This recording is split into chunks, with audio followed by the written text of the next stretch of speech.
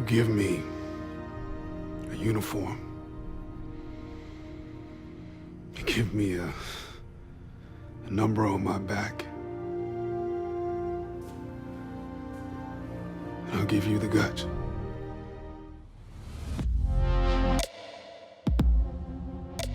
What 42 is, it kind of deals with the very taxing and psychological toll it took on Jackie Robinson to complete the task of being the first black man to play in Major League Baseball. His athletic prowess, there was absolutely no doubt about it. But there were actually a couple of guys in the Negro Leagues at the time that were probably a little better than him. But Branch Rickey, who's greatly played by Harrison Ford, needed someone who didn't just have the athletic talent. He needed someone that could handle what he knew was going to be a very difficult road. Everybody needs you. You're medicine, Jack. One thing that really captured my attention is the charisma of Chadwick Boseman.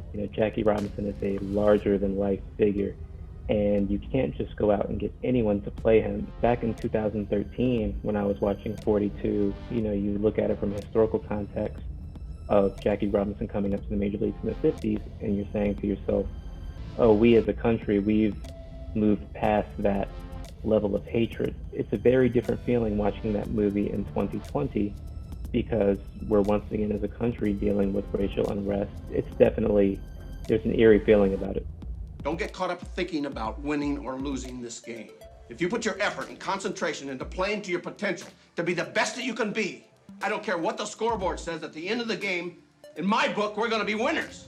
I chose Hoosiers because while the score is gorgeous, the cinematography is chef's kiss, the story itself is wonderful, it doesn't portray the reality of 1950s Indiana. The movie makers went out of their way to be very realistic, from having the referees' outfits down to a T, the painting on the court, the free throw line. The problem with the story at the end, the first time that you see a mass of Black people is as the opposition.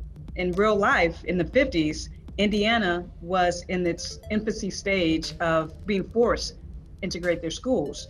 I would want people who watch Hoosiers to, if they're inspired by the little guy story, you can do a Google search on what are the Hickory Hoosiers, Huskers based on?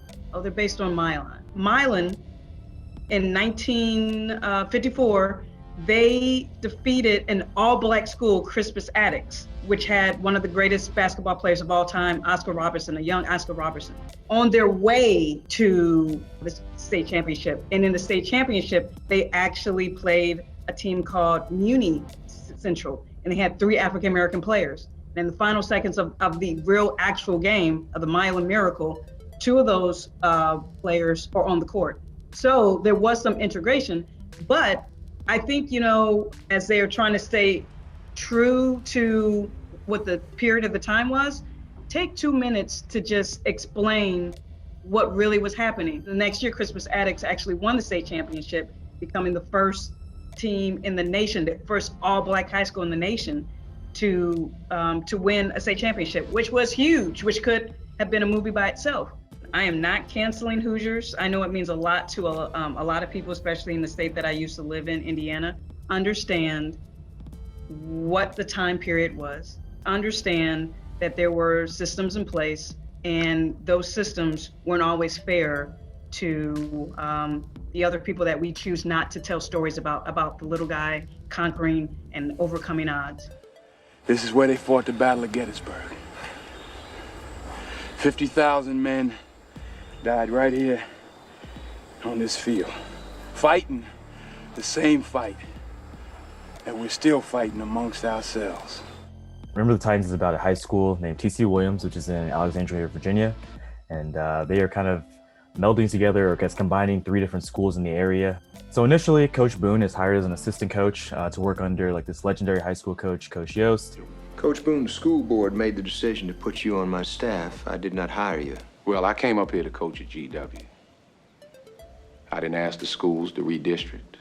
A Black man gets shot, and there's a lot of riots and protests. And to kind of smooth that over, the school district decides to just elevate Coach Boone, who's a Black coach, to run the program instead of Coach Yost. And this obviously doesn't go over well with the white community because Coach Boone is black. And as the movie kind of goes on, Coach Boone's job is to kind of really just meld those two together. He takes his whole team, they go to camp at Gettysburg College, and they have this kumbaya moment where they realize that together they're stronger than apart. It's about equality, and that's something that this movie really explores, I think, really well. When you look at coaching, that's a perfect example of it. Black coaches, they get one chance. They'll get the worst job in the league. They're supposed to pull off a miracle, and if they don't do it, and that's kind of the end of their career for them. But there's been a lot of white coaches where they'll struggle. They'll go 3-13 as an NFL coach, and then next year they're getting another job with a better team, and it just doesn't add up, doesn't make sense. So that's where you kind of see like the equality thing. Like, we just want a fair chance to do the same things as our counterparts. It's not a thing about elevating ourselves above them. It's just we want to be on the same playing field.